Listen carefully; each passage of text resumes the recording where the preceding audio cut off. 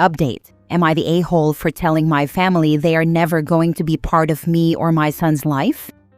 Original post. In 2020, I, 30 male, did something horrible to my family by stealing from them to fund my addiction.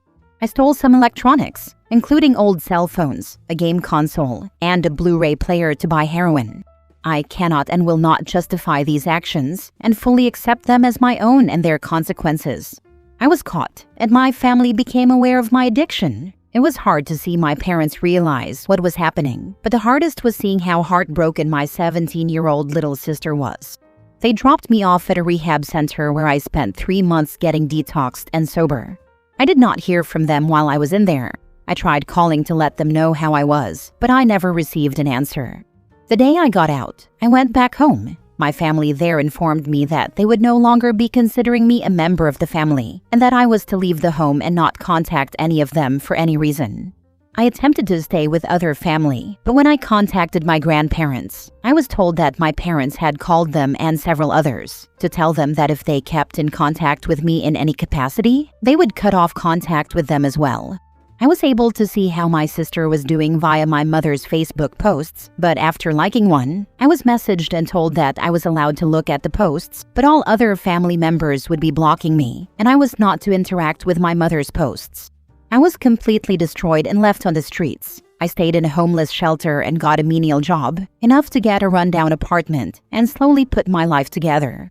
I went through therapy to process the extreme grief I felt. I focused on work and did school online enough to finish my degree from when I dropped out at 21. I was able to secure a very good position several states away and moved there as soon as I could. 3 years ago, I met the woman who is now my wife. Her father went through a similar struggle with addiction, and her family welcomed me with open arms. Last year, we got married, and 3 months ago, we welcomed our son into the world. Of course, being a proud new dad, I posted my boy all over social media to show him off to the world. Since then, I've been inundated with calls and messages telling me that my parents want to meet my son. I have no plans to allow that. My family abandoned me at my lowest and actively worked to cut me off from any familial support I could have had. I am not owed forgiveness for my actions, but I can't pretend that what they did was anything less than complete disownment of me at my most vulnerable. I told them, not very politely, that I do not consider them my real family, and that they are to come nowhere near me, my wife, our son, or anyone related to us. I've been getting messages daily about how I never earned their love back and am cheating them out of having a son again, and thus I owe this to them, from my parents and others. I am not giving in at all, nor do I ever plan to. Am I the a-hole? Now for the top comments before reading the updates. Have your parents or any other members of your old family even apologized for totally shunning you? Not the a-hole. No, I have not heard from any of my relatives in the 5 years between then and now. They have blocked me on everything. My mother allows me to view her social media posts because I want to see how my sister is doing, that is all. If the parents really want to meet your child, they will apologize. What about your sister? Any contact with her? No, my sister has not been allowed to have any social media since she was young, and so she does not use it as an adult. I see events like her college graduation and birthday updates on my mother's Facebook, and that's all. She has not reached out to me. Edit/mini update. There's been a lot of replies along a broad spectrum of opinions and takes. I may not have replied to them all, but I did read them all. For now, I am stepping back. My wife and I have decided that we are going to speak with my parents via a video call and discuss the past 5 years and where everyone stands as of today to gauge where we all are and decide how to move forward. I'll be taking everything I've read here into consideration in how I decide to approach this situation. I've seen a lot of people wanting updates. I will post an update on this when the dust has settled and I can say with some certainty what's going to be happening. Thank you all for your words of kindness and otherwise. Every one of them is appreciated. Now for the update 2 weeks later. A little bit back, I posted a thread on this sub. I want to thank everyone for their words, both kind and unkind. I look back on that post and feel like I did not hit the mark in some areas for how I expressed myself and the situation, and so it was interpreted in wildly different ways by different people. I initially wanted to address those, but to be honest, I'm ready to leave this behind, so I'm not going to do that. The only thing I will add clarity to, since it came up several times, my family did not pay for my stay in rehab. I was making less than $20,000 per year, and my employer only offered an HSA for health benefits, so I qualified for Medicaid and had been on that since I moved out of the house. Medicaid in my state pays for the cost of inpatient rehab, and this is how my treatment was funded. For the sake of brevity, and so that I don't dwell on it longer than I should, I will briefly run through some relevant context and a short summary of what my father expressed to me during our conversation. To add some context that I think explains his mindset, I will give some of my father's history here. He came from China to the US to attend college and fell in love with the country. My father hates China and communism. He saw America as a land where he could have the opportunity to thrive in ways he couldn't in his home country. So he married an American woman and stayed here, starting his own business. My father's dream was that one day he would pass this business down to his son, then to his grandson, continually passed down as his legacy. He was very much a tiger parent, and my mother, having always been very submissive, followed suit. I had been told from a young age that this is what my future would be, and my life was curated around it, down to what university I would attend and my major. All of this will give context to my father's position. The call was just me, my wife, and my father. It was a long and awkward conversation, but here is the gist of it. My father regards my bisexuality and my decision to not finish college as direct actions of ungratefulness toward his efforts in raising me, and feels that I have not been thankful that he did not take action against me earlier.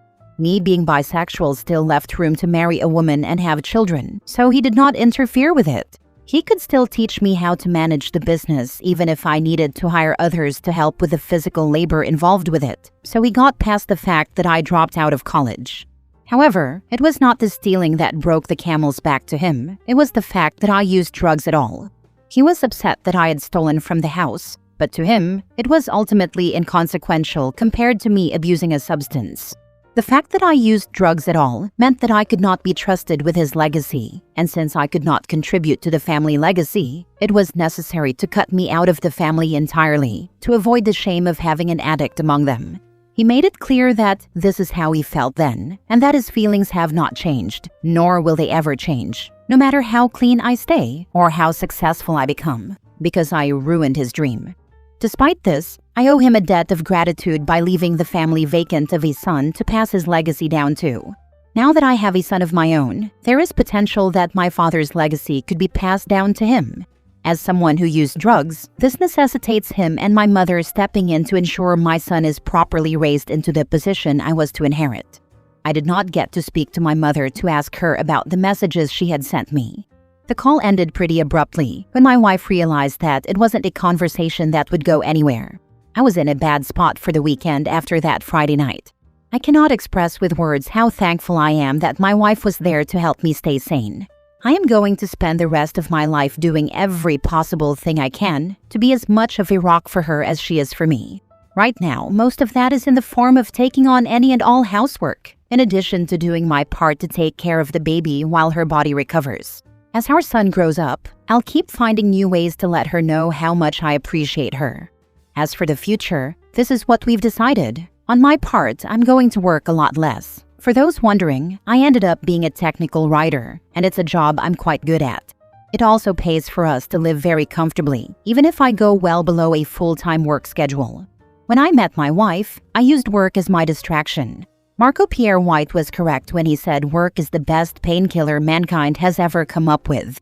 However, I don't think this is a healthy way to cope now that I have a child. I've decided I'll use the extra time off work to attend an extra therapy session every week for more intensive treatment and to help develop some better coping mechanisms that don't involve me working myself into an early grave. As for our son, we have decided that my parents will not be a part of his life for the foreseeable future. We aren't sure what we will tell him, but as he grows up and we see more of his personality, we plan to speak with a counselor who has experience in child psychology to find a way to approach the subject that won't be distressing or confusing for him. A lot of people mentioned the idea of me taking my wife's name. We floated that for a bit, but ultimately, we've decided that we will be choosing a new family name entirely. It feels like more of a fresh start for a new legacy. We aren't sure which name we will go with yet, but we hope to have that done by the end of the year. And honestly, that's pretty much it.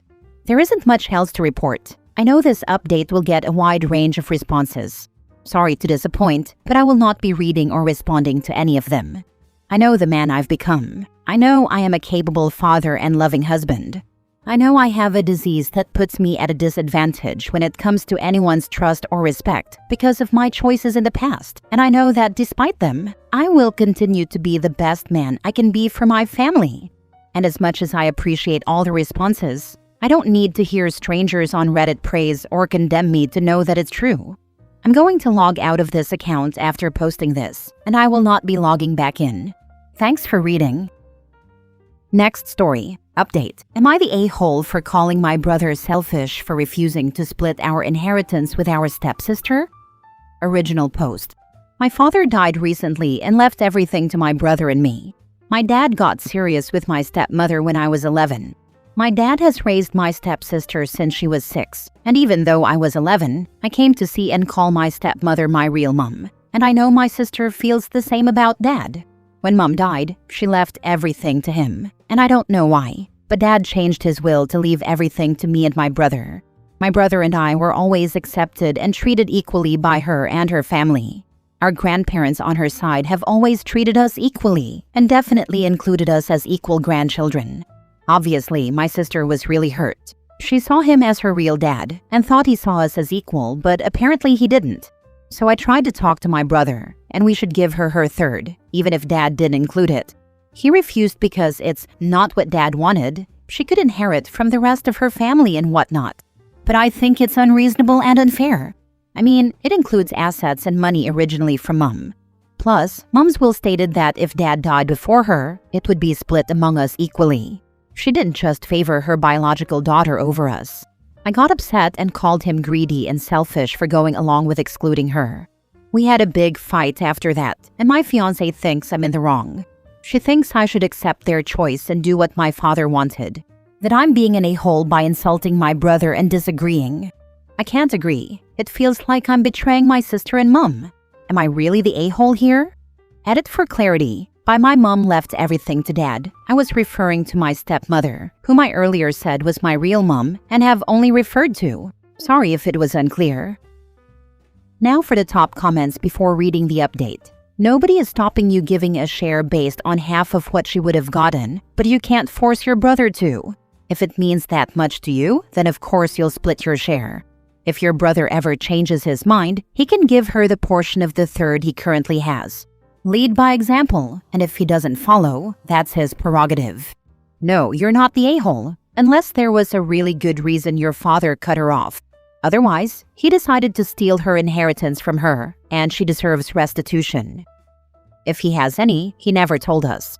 As far as I knew, he was treating her as a daughter until he died. I mean, hell, I used to half-jokingly call her his favorite.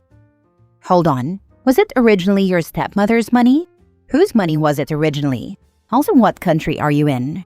I'm in the US, and in my state, depending on these circumstances, she would have a legal claim. Need clarification.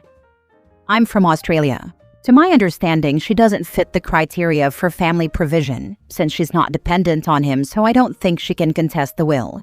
And it includes my stepmother's money. My bio mother is still alive and no inheritance yet. Not that I really want any from her.